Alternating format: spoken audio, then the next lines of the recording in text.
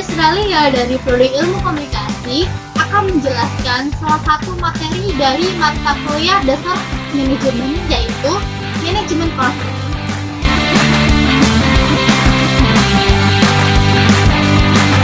Apa sih manajemen konflik itu? Dilihat dari pengertiannya, menurut Kamus Besar Bahasa Indonesia, manajemen adalah penggunaan sumber daya secara efektif untuk mencapai sasaran dan pimpinan yang bertanggung jawab atas jalannya perusahaan dan organisasi. Sedangkan konflik adalah percekcokan, perselisihan, dan pertentangan. Jadi, manajemen konflik itu adalah bagaimana cara kita mengatur konflik menjadi sebuah hal yang dapat menguntungkan. Seringkali kita beranggapan bahwa konflik itu selalu menimbulkan masalah dan berakhir menjadi hal-hal negatif, sehingga secara tidak langsung kita mencoba untuk menghindari dan tidak ingin bersentuhan dengannya. Tapi ini pandangan lama loh. Semakin majunya perkembangan zaman, tentu saja pandangan lama ini juga mulai tergerus dan tergantikan dengan pandangan baru. Dan pandangan baru akan konflik ini pun menjadi lebih positif dan malah menguntungkan. Contohnya seperti ini.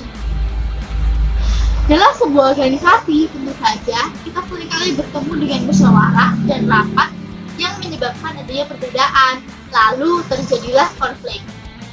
Jika kita masih melihat dari sisi pandangan lama, maka kita akan terus terbebani akan perbedaan pendapat tersebut, dan kita akan mencari solusi lain yang tidak akan menyebabkan adanya konflik lain seperti melakukan voting dan sejenisnya.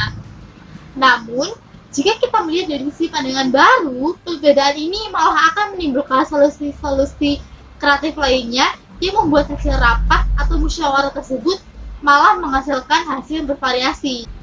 Nah, demi menghadapi konflik yang akan datang dan berkelanjutan, kita harus memahami seluk-beluk si konflik ini. Melihat dari contoh tadi, bisa diteliti bahwa konflik itu selalu memiliki sumber atau pemicu. Sumber atau pemicu terjadinya konflik bisa saja terjadi akibat struktur organisasi yang kurang sehat dan karena ketergantungan satu pihak demi sebuah kekuasaan. Lalu, adanya perbedaan persepsi tiap individu dan tidak mudah menyatukan banyak kepala menjadi satu pemikiran, kan? Hal ini dikarenakan komunikasi yang tidak sinkron akibat pengertian yang tidak dipahami, bahasa yang sulit dimengerti, atau informasinya malah kurang jelas. Jadi, kebanyakan pemicu adanya konflik adalah karena sentimental pribadi masing-masing akibat standar dan penilaian terhadap orang lain tidak sesuai dengan mereka. Tapi, konflik memiliki fungsi loh. Fungsi konflik yang pertama adalah sebagai alat kohesi, yaitu agar terus terpacu untuk selalu berprestasi. Lalu yang kedua, sebagai penimbul kreativitas. Dengan pengelolaan perbedaan pendapat yang baik akan menghasilkan ide-ide yang baru dari sudut pandangan lain. Lalu yang ketiga, sebagai alat pelepas. Bisa jadi konflik dijadikan sebagai ajang untuk menyampaikan unek-unek atau keberatan hati terhadap suatu proyek dalam organisasi. Sebagai keseimbangan, biar hidupnya nggak monoton gitu. Hehehe. Terus juga kita harus berhati-hati dengan konflik yang akan menjadi spiral. Maksudnya itu konflik jadi lebar dan tidak selesai-selesai. Penyebabnya ya lagi-lagi masalah sentimental tadi, seperti jangan ungkit masalah lain di luar konflik itu seperti masalah lalu atau masalah pribadi. Ada nih alternatif solusi untuk menghadapi konflik seperti yang pertama, kolaborasi. Sama-sama setuju dengan mengambil pendapat tengah dari masing-masing pendapat yang bisa dengan satu. Lalu yang kedua, kompromi. Jadi kedua pihak sama-sama kembali ke fokus utama dan menyelesaikannya dengan musyawarah mufakat, kan? Lalu yang ketiga, akomodasi, yaitu menyesuaikan diri dengan pendapat orang lain. Ya kadang kita harus mengalah, kan? Lalu yang keempat, kompetisi.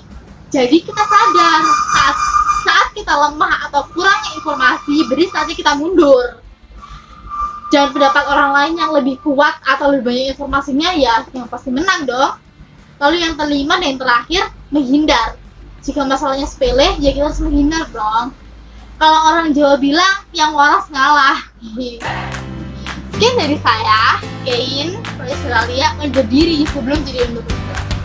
Semoga videonya bermanfaat dan wassalamualaikum warahmatullahi wabarakatuh. Ciao.